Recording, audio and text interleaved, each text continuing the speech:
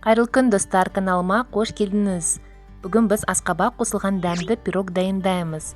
Эгер де рецепт унаса, каналыма тиркелиңиздер. Ол үчүн ыдысыбызды алып 200 грамм каймак салабыз. Onun üstüne 1 kaşıkтай қант, жарты kaşıkтай туз салып, күнбагыс майын куюп, жакшылап аралаштырабыз. Содан кийин унубузга 1 kaşık копсоткучубузду салып, еліктен өткізіп, қамырымызға қосып араластырамыз. Барлық ұнымызды еліктен өткіземіз де жұп-жұмсақ қамыр илейміз.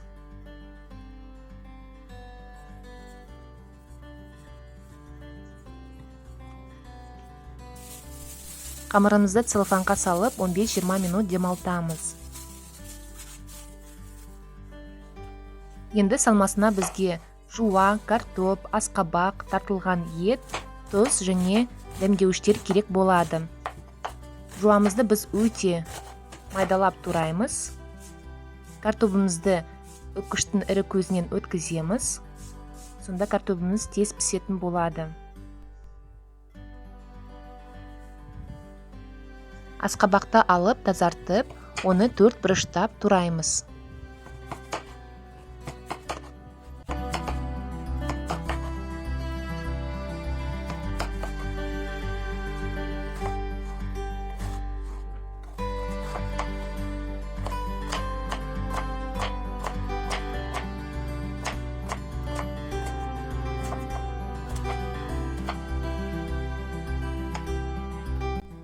Енді тартылған етімізді алып, тұздаймыз. Оның үстіне кішкене су құямыз да, жақсылап, араластырып, басып аламыз. Сонда тұзымыз күшті сіңеді.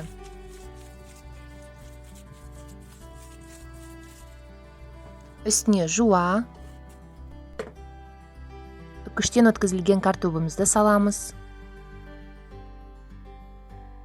Аскабакты салып, тағы да кішкене тұздап, қара бұрыш салып, жақсылап араластырып аламыз.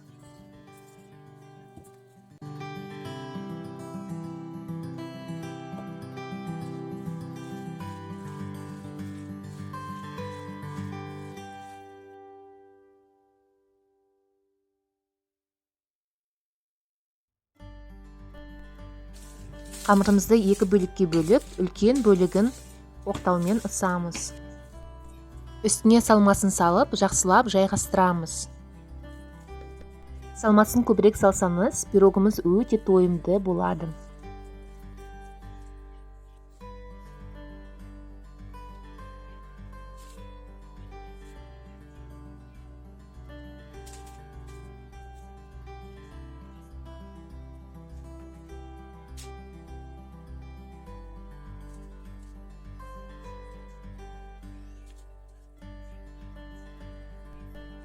Ал сәнде өзіңіздің еркіңіз.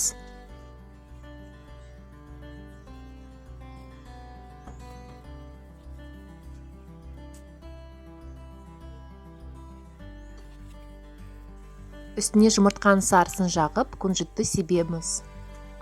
Қызып тұрған пешімізге 30-35 минутқа 180 градуста қоямыз.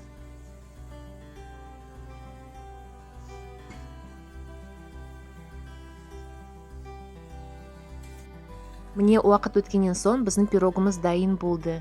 Иісі керемет, өте жұмсақ. Маған қамыры өте қатты ұнады. Осы рецепт ұнаса, каналыма тіркеліп, лүпілдеріңізді аямаңыздар. Келесі жүздескенше қош сау болыңыз. Ас болсын.